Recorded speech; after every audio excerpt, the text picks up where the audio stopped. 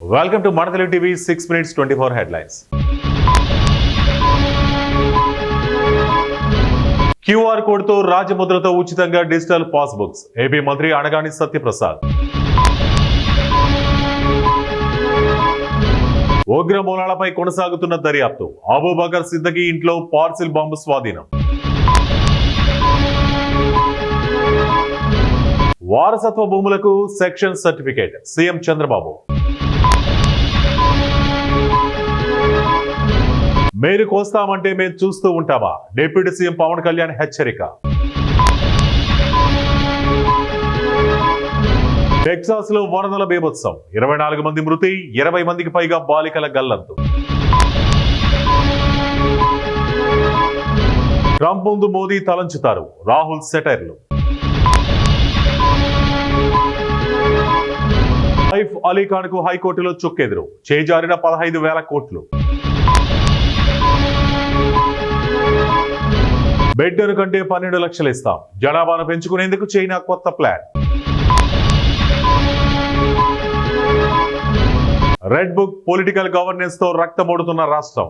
చంద్రబాబు కూటమి ప్రభుత్వంపై వైఎస్ జగన్ ఆగ్రహం. ప్రపంచ దేశాలతోనే పోటీ. సీఎం రేవంత్. 19న అఖిలపక్ష సమావేశం. 21 నుంచి పార్లమెంట్ సమావేశాలు. కేంద్ర మంత్రి కిరణ్ రిజిజు. బీహార్లో ఒంటరి పోరు. ఆప్ కన్వీనర్ కేజ్రీవాల్ ప్రకటన.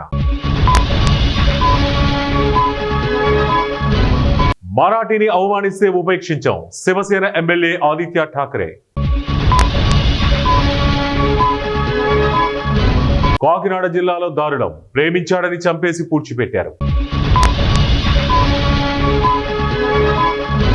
బీజేపీ విధానాలు నిర్ణయాలు నచ్చిన వారు పార్టీని వీడినా నష్టం లేదు. రామచంద్రారావు.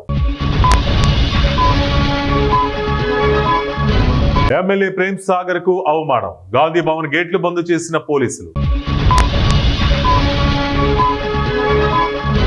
హై స్పీడ్ లో గోడను ఢీకున్న బొలేరో. వరుడితో పాటు 8 మంది మృతి. మరో 40 ఏళ్లు జీవిస్తా. దళైలామా.